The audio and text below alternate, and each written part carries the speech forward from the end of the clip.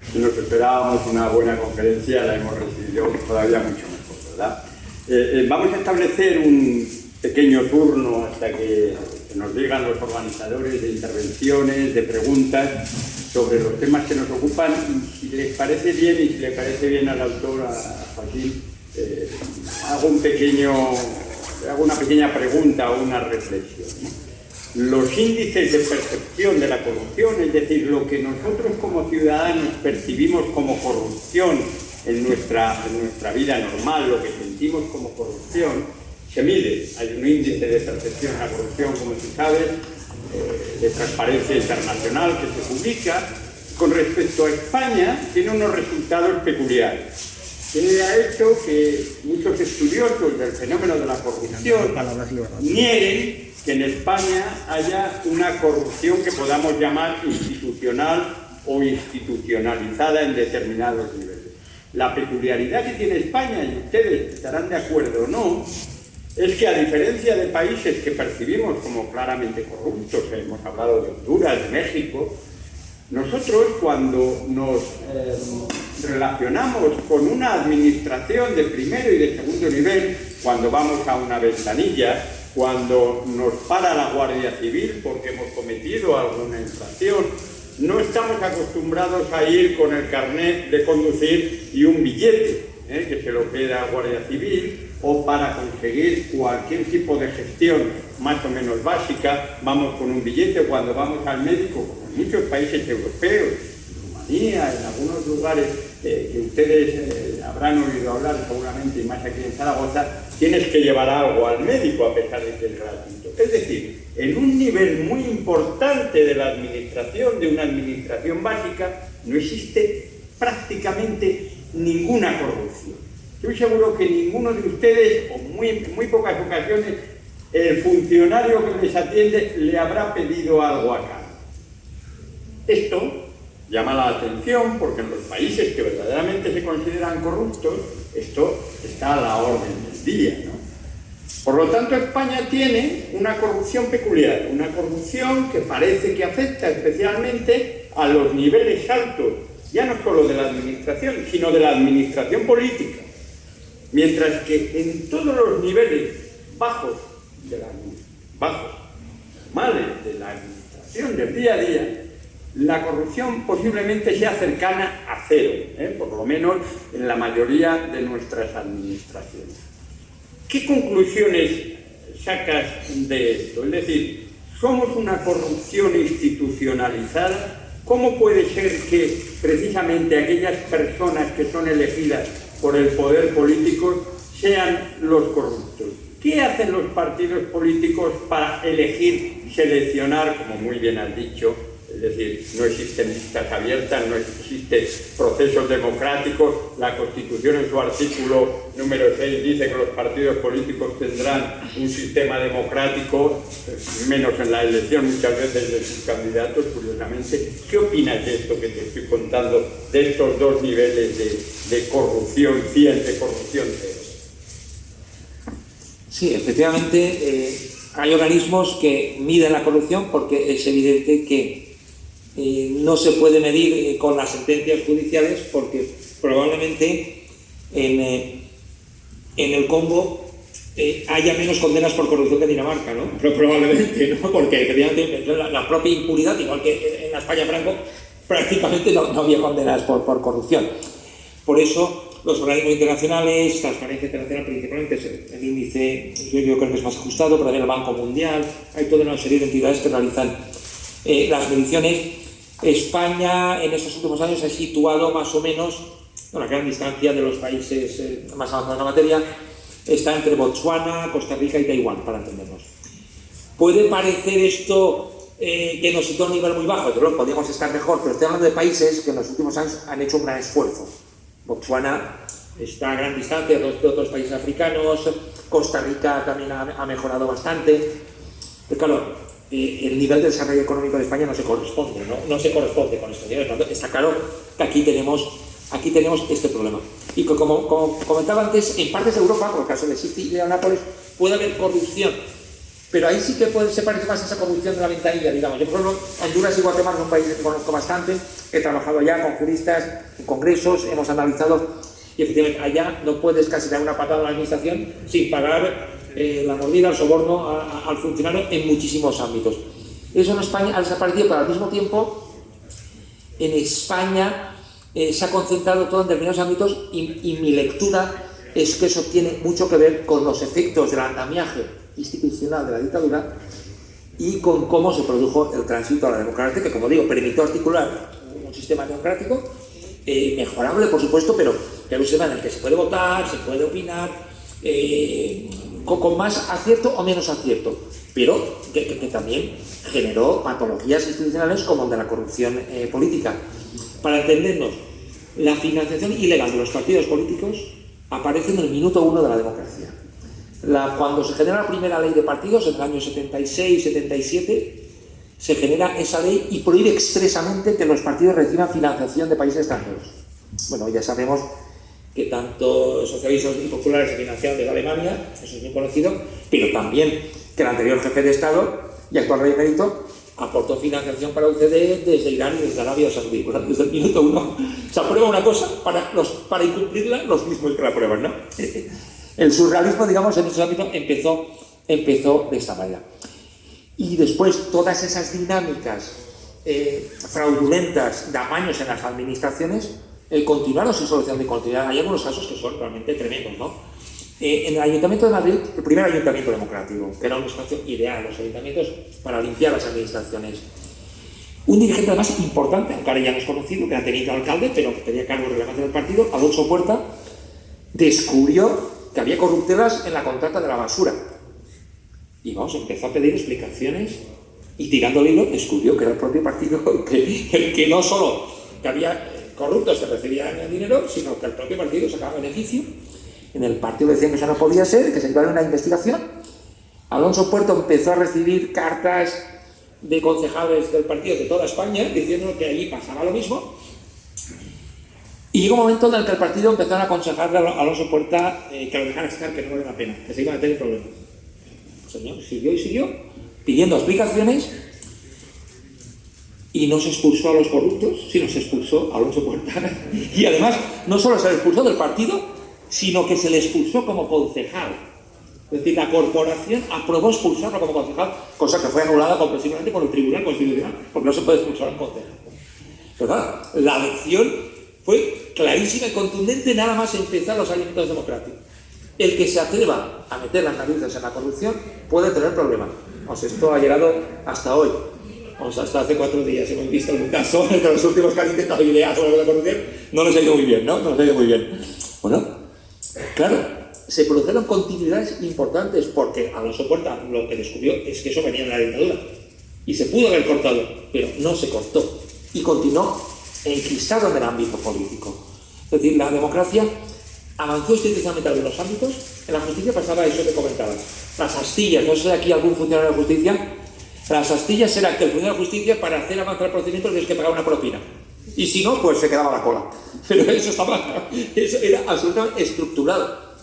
Pues eso, pues, Manuela Carmena, como jueza decana de Madrid, como toda la gente que intentó acabar con esto, digamos que hubo grandes avances en algunos ámbitos y los funcionarios dejaron de cobrar la propina para dar prioridad al asunto según quién pagaba, ¿no? Pero otras prácticas siguieron prácticamente igual que en la dictadura. Bueno, hay episodios. Yo en general intento hablar de datos objetivos, cosas que sean probables, ¿no? Que estén demostradas. No cito casos incriminatorios si no hay sentencia y explico los hechos de todas las sentencias en las que me he basado, ¿no? Un hecho objetivo indiscutible, que tampoco recordamos casi, pero es tan importante como el de Alonso Puerta, en el Ayuntamiento de Madrid. A principios de los 90, Josep Borrell, famoso hoy por otras cosas, era ministro de Obras Públicas. Nos reunió en su despacho como ministro a los máximos representantes, no al paleta de la obra, sino a los máximos representantes de las principales empresas constructoras del país, para pedirles que no siguieran pagando sobornos para llevarse las obras. Eso está publicado. Pongo los periódicos que lo publican, reconocido, el propio Borrell lo ha dicho luego después en varias entrevistas. Al día siguiente le contesta al presidente de la patronal de España, de la COE, entonces era José María Cuevas. Y le contesta que es cierto lo que dice Borrell, que se pagan habitualmente sobornos por conseguir las obras públicas y en otros ámbitos de la administración, por conseguir suministros y otras cosas, además de las obras públicas. Pero que es falso lo que dice Borrell en un sentido, que no son los empresarios los que quieren pagar, sino que son los políticos los que exigen que el que no paga la obra, el que no paga el soborno, no se lleva la obra. Claro, yo me pregunto, ¿quién de los dos tenía razón? Pues la respuesta parece clarísima, acertaban los dos. Sus versiones eran complementarias, los políticos querían cobrar su mordida y los empresarios querían la obra y llevarse también su beneficio sobreañadido empresarial, ¿no? 4 años después, en una conferencia ante la patronal de la obra pública, Borrell insistió en que hicieran el favor de no seguir pagando y otra vez se volvió a montar la polémica. La Unión Europea hace encuestas periódicas a empresarios de toda la Unión Europea. Los empresarios españoles se sitúan entre el 80 y el 90% diciendo que las obras públicas están casi todas adjudicadas a determinadas tramas, a unos niveles que están a la cabeza de la Unión Europea muy por delante de la mayoría de los países europeos del desarrollo. Las continuidades que se han mantenido. También sería ilusorio pensar que toda la corrupción llega a los juzgados, ¿no? A los juzgados llega la punta del iceberg. Igual que sería una ingenuidad pensar que el único tráfico de drogas que existe en España es el que tiene una sentencia con hechos probados. Son una serie de delitos, y más cuando hay ingeniería financiera, testaferros, empresas pantalla, tramas en paraísos fiscales, son muy difíciles de detectar y lo que nos llega son casos muy minoritarios. Cuando estaba Borrell igual, al juzgado llegaban 4 casos, comparado con lo que reconocían. Por tanto, sobre lo que comentaba, ¿no?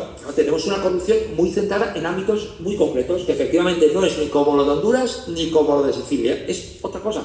Es la corrupción a la española, que viene de los efectos de una dictadura absolutamente corrupta y de un tránsito a la democracia que no supo cortar con todas estas cosas. Abrimos turno de preguntas. Bueno, no sé si es muy pertinente, pero así como al asesino de Almería, teniente coronel Castillo Quero, le cayeron 2 años de cárcel que no cumplió gracias al buen hacer de Sáenz de Santa María y de Narcís Serra, y luego fue enterrado con honores militares. Los guardias civiles, los otros guardias civiles implicados en el asesinato de los 3 cántabros, ¿qué fue de ellos? Y incluyó la obediencia de vidas y... En fin, esa es mi pregunta, por si sabéis que... Yo la verdad es que he escrito un libro sobre la corrupción. Este tema lo seguí en su momento por la prensa, pero no he leído la sentencia y yo en general no me atrevo a pronunciarme sin conocer las resoluciones judiciales. No sé lo que pasó, la verdad es que, pues sí que, por supuesto, sí que sé lo que ocurrió para el caso Almería, pero desconozco el sentido de la sentencia, si hubo condenas, cómo se fundamentaron, si las penas fueron suficientes o insuficientes. No sé si algún jurista de la sala conoce el caso, pero vamos, yo no he podido leer esa sentencia, no lo conozco. Lo lamento, pero no venía preparado para eso. Lo hubiera sabido, hubiera intentado localizar la resolución. Os creo que es mejor ser honesto y reconocer que lo que no sabes, no lo sabes, ¿no? Me gusta hablar de su conferencia. Me gustaría que insistiera un poco en que la corrupción política está basada, se evita toda la división de poderes. ¿Qué nos puede decir de que tengamos un Consejo de Poder Judicial sin renovar durante 2 años? 3 y pico ya son 3 y pico. El tiempo pasa volando. Y a este paso. Bueno, lo del Consejo General del Poder Judicial es un tema más complejo incluso de lo que parece, aunque una vez más la clave histórica nos explica qué es lo que está pasando ahí, ¿no? De salida, evidentemente, es intolerable, ¿no? Pues que un órgano constitucional, una alta institución del Estado, esté caducada en funciones más de 3 años y sin expectativas de que esto cambie, ¿no? Es como si un gobierno, cuando pasan los 4 años de una legislatura, dice, pues ahora no convoco elecciones, que ahí te quedas 1 año, 2 años, 3 años. Este consejo lo diseñó el ministro Gallardón en función de los intereses de su partido. Y claro, y ahí están, siguen en una etapa ya en la que no se corresponde nada. Gallardón ya se fue, pero siguen los vocales que él pudo configurar, ¿no? En función de aquel contexto. El Consejo General del Poder Judicial tiene que haber sido otra cosa. como lo son los consejos de otros países europeos. Nuestro consejo es una anomalía que no tiene equivalentes en Europa, y continuamente desde el grupo anticorrupción, el grupo Greco del Consejo de Europa, nos lo están reprochando, porque lo que nos dicen es que las injerencias de los partidos son muy peligrosas en la lucha contra la corrupción. Los partidos son esenciales en una sociedad democrática. Allá donde no hay políticos, lo que hay son dictadores. Y tienen que ocupar espacios muy relevantes. Pero lo que no pueden es ocupar los espacios de los órganos que tienen que controlarles, porque claro, entonces no hay separación de poderes realmente, no hay equilibrios institucionales. En el debate constitucional se planteó tener un sistema de Consejo de la Judicatura equivalente al de otros países europeos, y nos inspiramos en el sistema italiano, un sistema que funciona bastante bien. Es un sistema en el cual es un sistema mixto, en el que la mitad de los miembros son elegidos por el Parlamento y la otra mitad es elegida por la Judicatura, para que haya ese sistema de equilibrios, digamos, ¿no? Eso se habló en el debate constitucional, y uno de los máximos defensores fue uno de los padres de la Constitución, el ponente socialista Gregorio Pérez, un jurista muy eminente, ¿no? Se dejó la puerta abierta, no se cerró del todo. Se dijo que una parte la elegía el Parlamento y la otra se elegiría la forma que dijera la ley orgánica. Pero en el debate parlamentario el sentir general era que tenía que ser la elección judicial, pero para no cerrarlo del todo se dejó la puerta abierta. 2 años después de la Constitución se plasmó en la ley esa puerta abierta, y por unanimidad de todas las fuerzas políticas, el Partido Socialista, el PC, UCD, Alianza Popular y los nacionalistas vascos y catalanes decidieron que tenía que ser así, con los estándares europeos. Pues había un consenso absoluto, no se discutía, algo que ahora está en discusión. En aquel momento era muy claro: mitad la judicatura, mitad los políticos del Parlamento, igual que los demás países europeos. Pero claro, la historia de España es muy singular, y como de costumbre, entender lo que fue el franquismo, lo que fue la transición, pues te da muchas claves que igual sin ellas no acabas de entender todo este follón, porque realmente es muy incomprensible este follón, ¿no? ¿Qué ocurrió? Que queríamos parecernos a Europa, pero la judicatura española no era como la europea. ¿Verdad? Una judicatura muy vinculada al franquismo, que habían aplicado las leyes de la dictadura.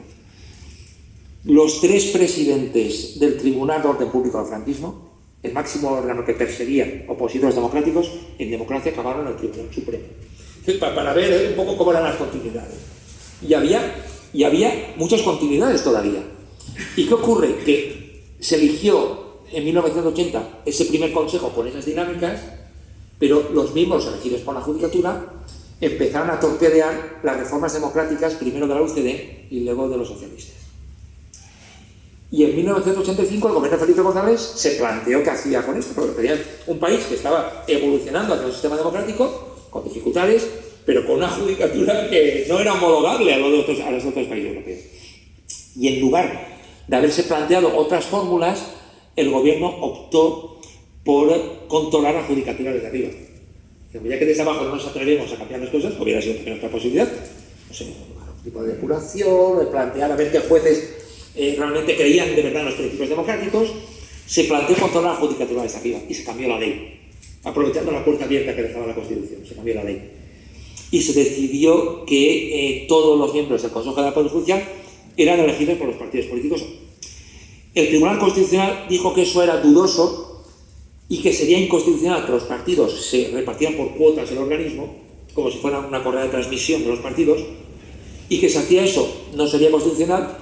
Y lo que dijo el Tribunal Constitucional que no se debía hacer fue lo que ocurrió. Eso le pasa. El Tribunal dijo: eso no se puede hacer, pero como no es preciso que eso se haga así, si se hace de otra manera, el Parlamento lo elige sin pactos de repartos de la tarta, digamos, pues la ley es constitucional. ¿Qué pasa? El sistema fue degenerando, cada vez a peor, y cada vez hemos tenido un Consejo General del Poder Judicial más vinculado a los partidos, menos imparcial, menos independiente, y además con auténticas batallas políticas cada vez que se tiene que reformar, como está pasando ahora. Si no hubiera intereses de los partidos por controlar el organismo, porque no para los jueces del Tribunal Supremo, porque tiene capacidad de premiar y de castigar a los jueces, por tantas cosas, no habría estas situaciones incomprensibles. Y una vez más, las dinámicas que vienen, que proceden de la dictadura, explican muchísimas cosas del presente.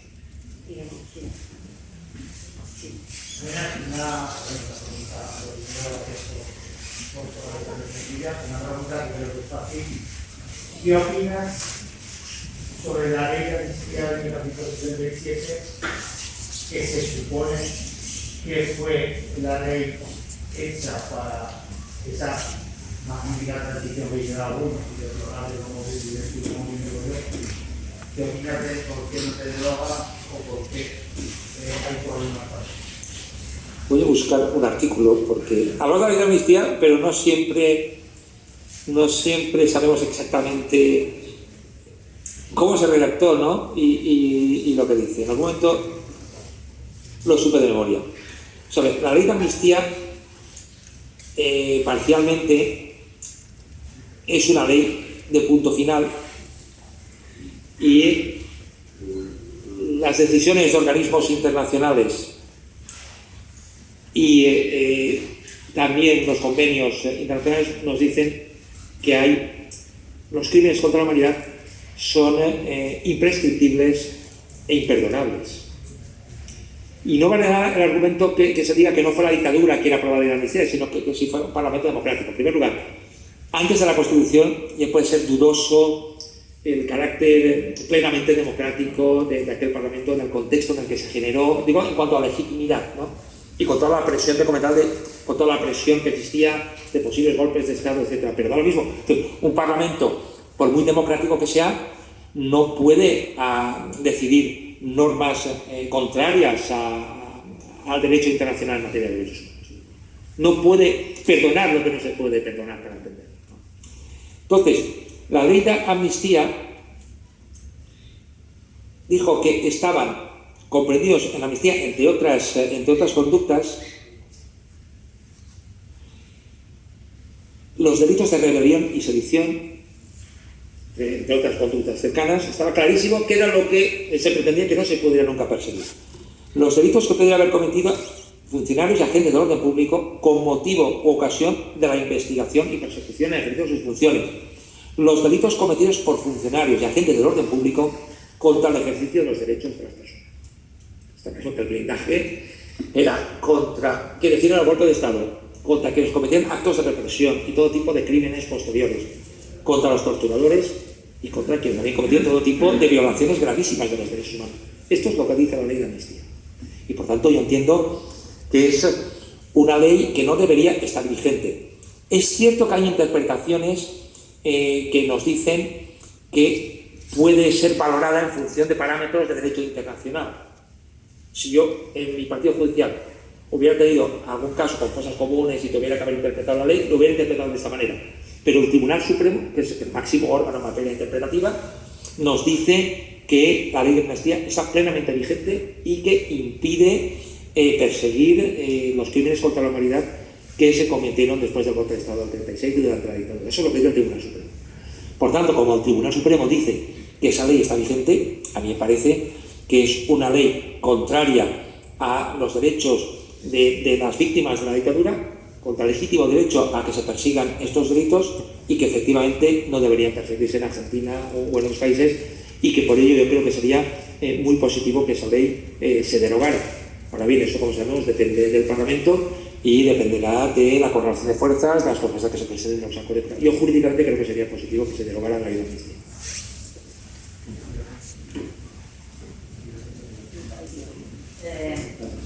Yo hago una reflexión porque has comentado que la corrupción está metida en la política y en los constructores, pero yo creo que la llevamos o bien en el ADN de los españoles y españolas o nos va a la marcha, porque tenemos unas elecciones y siempre votamos, bueno, yo no, pero votan a los más corruptos. La prueba estaba, yo recuerdo Gerardo Iglesias, cuando volvió a la mina, la gente decía, es que es tonto. Julio Anguita, cuando decidió una sola pensión, pudiendo coger dos, lo mismo. Cayo Lara volvió a los sitios. Y ha sido al revés, todo ese partido donde había políticos decentes, pues menos votados. Tenemos en nuestra mano también, por supuesto no podemos hacer mucho, pero tenemos en nuestra mano las elecciones, por lo tanto hay, o bien lo que te digo, o nos va la marcha, o llevamos un punto en el que decidimos, vamos a ser porque si no, no es entendible. Y si no la prueba está en la ESO, haga lo que haga, ¡wow! Ahí. Y lo sabemos todos, ahora ya no hay ignorancia y silencio como había entonces. Y seguimos igual. Entonces, mi reflexión es que no solo son los políticos, ni las grandes constructoras, sino que se lo estamos consintiendo todos los de abajo. ¿Por qué? A lo mejor porque pensamos que si subimos queremos hacer lo mismo. Porque si no, no lo entiendo. Bueno, yo creo que hay una explicación, y esto es lo que yo en el libro llamo electorado corrupto. Es decir, hay un electorado que no relaciono literalmente o simplemente con el que vota un partido político. A veces votar sobre todo a niveles territoriales amplios puede obedecer a muchos factores, pero todos sabemos que ha habido alcaldes absolutamente corruptos, que antes de la sentencia era Vox Populi del pueblo que eran corruptos, y que hay electores que con conocimiento de su absoluta falta de honradez los han votado porque les parecía bien, porque creen que eso era bueno para el pueblo o porque se beneficiaban de alguna manera y que no pasaba nada. Eso es un electorado corrupto, para entendernos, ¿no? Y con todas sus variantes, eso todavía hay sectores de la sociedad española que eso está presente. Te explicaba lo de los años 80. Yo creo que hemos mejorado, a pesar de todo. A pesar de todo, creo que hemos mejorado. No estamos como en los 80, por suerte. En todos los estudios del CIS de los últimos años, la mayoría de los españoles sitúan la corrupción entre los 3 principales problemas del país. Y en esos estudios de la Unión Europea hay una cosa que es llamativa y positiva, que los españoles como ciudadanos somos de los más intolerantes al soborno. Como ciudadanos. Luego, las cúpulas de algunas fuerzas políticas puede haber pasado lo que sea. Pero digamos que hemos mejorado, pero evidentemente todavía quedan sectores sociales que tienen esa disculpa o esa naturalización de la corrupción o esa comprensión de no darle demasiada importancia. Y creo que ahí lo del franquismo sociológico, una vez más la memoria democrática es muy importante. Cuanto más cercanía al franquismo sociológico, es muy probable que haya más relajación o más comprensión de la corrupción. Por tanto, yo creo que debemos seguir avanzando en creación de infraestructuras éticas, en trabajo en el ámbito educativo, porque hay cosas que sí que pueden cambiar. Por ejemplo, el mapa de partidos de este país parecía inamovible y la indignación ciudadana aprobó una quiebra absoluta, para bien o para mal. A algunos les gustará, a otros no les gustará, pero creo que hay cosas que sí que pueden cambiar. Y la ciudadanía tiene capacidad para empoderarse en muchas ocasiones. Por el caso que he comentado con Pilar, el movimiento feminista ha conseguido cambios importantísimos en nuestra sociedad, ha conseguido empoderarse y obtener modificaciones legales. Yo creo que en materia de lucha contra la corrupción podemos mejorar. Soy pesimista en el sentido de que a veces yo veo como conflictos de intereses, ¿no? Los principales partidos tendrían que impulsar reformas, pero seguramente creen que les pueden dificultar algunas cuestiones y muchas veces no se atreven a lanzarlas. Pero creo que la ciudadanía sí que tiene capacidad, reconociendo lo que tú apuntas en la línea de que sí, también efectivamente sí que existen sectores de electorado corrupto en nuestro país. Pero esta es una puntualización muy rápida porque me permite, por supuesto. Pensamos que los ciudadanos votamos lo que queremos, ¿verdad? Todos pensamos que votamos lo que queremos, lo cual no es cierto. Es decir, muchísimos votan lo que les dicen. Claro, no se lo dicen directamente, pero se lo dicen de manera muy directa. Para hablar de la corrupción, otro de los elementos claves que está íntimamente ligado a todo lo que nos ha expuesto Joaquín es de quién corresponden, a quién corresponden los medios de comunicación, los mensajes que nos llegan.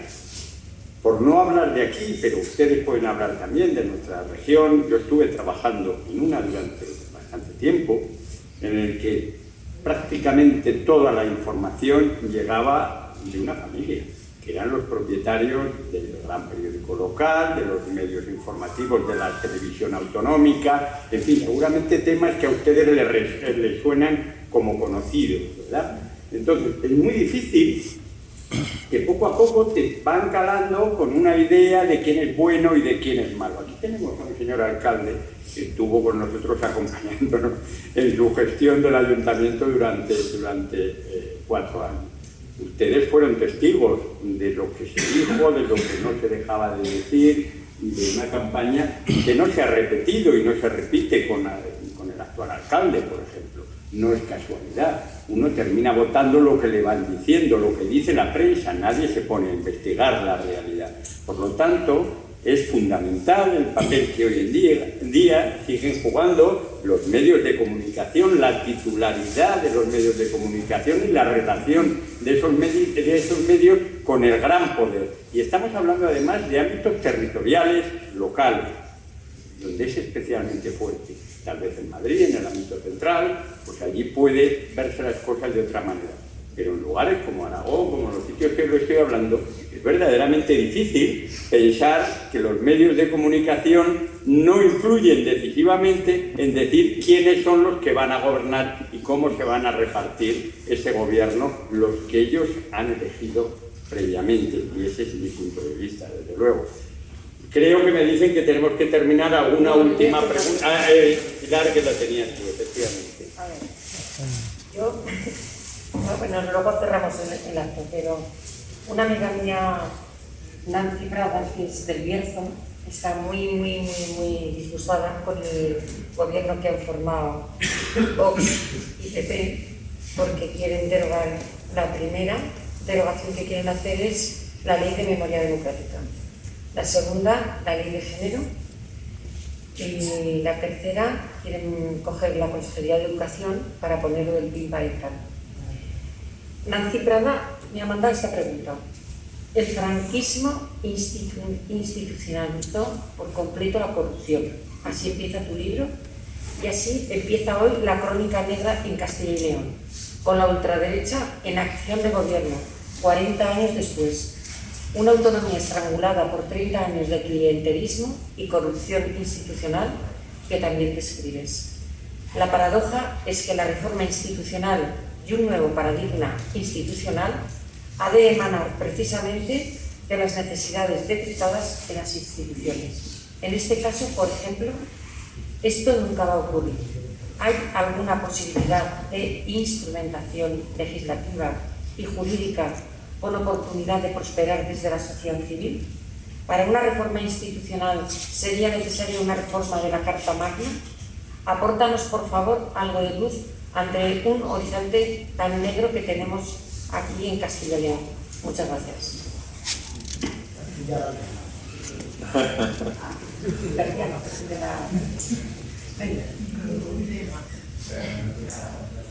Bueno, todos estos intentos, ¿no?, de derogar o dar marcha atrás a legislación o medidas en materia de memoria democrática, esto viene de muy antiguo. Quiero decir que esto parece nuevo, pero ya lo he explicado antes. Durante la transición no se podía hablar del franquismo, ni de los crímenes de la dictadura. Y en los primeros años de democracia prácticamente tampoco. No se podía hablar del franquismo. Y luego de la transición solo se podía hablar bien, ¿no? Tardó mucho tiempo después que quien hablaba del franquismo o hablaba mal de cómo se ha realizado el tránsito a la democracia era un auténtico traidor a la patria, ¿no? Más o menos. Tardó mucho en normalizarse, ¿no?, esta cuestión.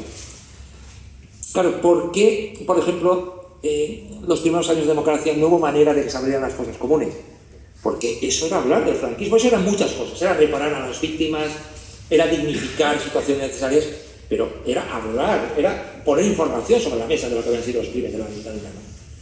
Pues eso se extendió a otros ámbitos. El caso de la corrupción es un caso también clarísimo. Bueno, aquí hay representantes municipales. Sabemos que lo normal es que cuando cambia una legislatura, pues haya un mínimo análisis a veces se hacen auditorías, se hacen análisis, estudios de cómo se han gestionado las cuentas públicas. Después de la muerte de Franco no hubo un cambio de legislatura, hubo un cambio de régimen. Ni una auditoría, ni una investigación, nada. Todo el mundo miró hacia otro lado. Y mira que había cosas ahí que se podían haber investigado. Yo he visto hemerotecas. Algunos llegaron a amenazar en campaña electoral, vamos a auditar, no sé qué. Llegaron al poder, nada, ni una sola auditoría, nada. Es la misma dinámica. Es pretender que no se hable de cuestiones referentes a la memoria democrática para que no conozcamos. Yo, por ejemplo, lo he dicho con toda claridad, sin ningún atisbo, digamos, de querer quedar bien, pero es la pura verdad. Sin el trabajo de los colectivos de memoria democrática, yo no podía haber entendido nada de lo que he escrito, porque mi única clave era lo que yo veía en mi juzgado, no veía más allá de mis narices. En gran parte yo no podía verlo porque en este país no se había podido investigar prácticamente nada de la dictadura de Franco. Vamos, por decirlo más claro, en este país no existe ni una sola monografía sobre la corrupción del franquismo, más de 40 años después de la muerte del dictador. Esto, ¿cómo es posible? Algo tan importante. Lo más parecido que puede existir es el capítulo que dedico yo, que no soy historiador y que he hecho lo que he podido, y algunos historiadores que de manera periférica han estudiado episodios concretos, pero un estudio estructurado que nos permita entender lo que fue aquello. Claro, se ha intentado que no hablemos de esto, que no lo conozcamos. Yo he podido escribir algo porque en los últimos años han empezado las primeras investigaciones, las de Ángel Viñas sobre la fortuna de Franco, Sánchez Soler, ha habido una serie de autores que han empezado a investigar, pero durante muchísimas años de eso no se podía hablar. Y gracias al movimiento de la Nueva Democrática se ha generado un estado de opinión, de interés, de sensibilidad. Claro, lo que se pretende es derogar, digamos, los tímidos avances que se han producido, echarlos absolutamente para atrás, y es el mismo discurso oscurantista. Por eso digo que algunos discursos vengan de que son nuevos y tal, es claramente lo mismo de siempre. Bueno. Me permite muy breve. Gracias por la conferencia. Mira, lo que he visto más o menos, todos creo que más o menos sabíamos un poco de lo que se ha hablado, pero lo ha ordenado mucho y tal y cual. He visto que se ha hablado de los responsables de la banca, del ejército y tal. Oye, pero no se ha hablado del brazo armado con la cruz, que es uno de los principales adoctrinadores, porque la consecuencia de cómo somos, evidentemente, era el apesonamiento de la sociedad. Yo me he tenido que ir de vivir de un pueblo por denunciar al alcalde. Y cuando la primera vez que fui a denunciar a la Guardia Civil, cuando el poco lo ha hecho, el hombre se echaba las manos a la cabeza. Y cuando me dice que si sabía que era responsable y le dije que era el alcalde, el hombre casi me echa del cuartel de la Guardia Civil. Y también se habla de la Guardia Civil, pero la iglesia, oye, los tiene ahí detrás y están caderitos, y nadie los nombra, nadie los, siempre se escapan. Nadie, ninguna tiene nada yo que sé, que justificar esto, ¿no? Bueno, yo las críticas a la Iglesia las he hecho en otros ámbitos, por ejemplo, en el debate sobre la investigación de la pederastia. Me resulta más difícil encontrar un encaje sobre la Iglesia en la corrupción en la etapa democrática. Iríamos más bien a otro tipo de problema, al problema de la laicidad de las instituciones, de la relación Iglesia-Estado, de si hay una auténtica confesionalidad. Pero digamos, este es un plano donde efectivamente hay críticas que son muy legítimas, pero yo las encajo en esos territorios, no tanto de la corrupción económica. En la época de Franco pasa un poco lo mismo. Yo el encaje que le encuentro a la Iglesia en el ámbito de la corrupción lo sitúo más en las redes clientelares, donde la Iglesia fue muy importante. Pues para generar esos espacios clientelares, he hablado del movimiento nacional, pero otro espacio muy cercano para conseguir prebendas y tratos de favor, obviamente, era el cura del pueblo, de ahí al arzobispo de la región diocesana, digamos, ¿no? En ese espacio lo he situado. Obviamente, también hubo otros espacios cercanos, y ahí he explicado en el libro, por ejemplo, el caso Matesa, que es un caso vinculado a ministros del Opus Dei y el propio empresario afectado, y más, digamos, como espacios clientelares, lobbies cercanos, que más otro tipo de cuestiones que son criticables en otros ámbitos, como efectivamente el apoyo que la jerarquía eclesiástica prestó a la dictadura de principio. Me parece muy legítima su crítica, por supuesto. Bueno. Nada más. ¿Terminamos? El concordato con la Santa Fede tiene también su historia y su prebenda fiscal. Vale. Ha sido un auténtico placer contar contigo, Joaquín. Perdona, que no te había oído. No, perdóname. Es que no te oía. Como no te veo mover la boca, perdóname. Nada, solo agradecer a todos y a todas que habéis estado aquí. Yo creo que ha sido una tarde súper agradable, porque hemos tenido a Joaquín, siempre hemos tenido a Raúl también, que a lo mejor os habéis preguntado, pero ¿por qué está un inspector de Hacienda aquí a presentar a Joaquín Bosch?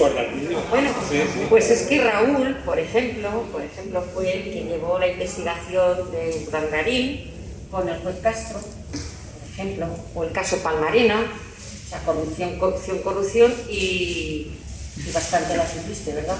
Bueno, pero me permite estar aquí con todos. Exactamente. O sea,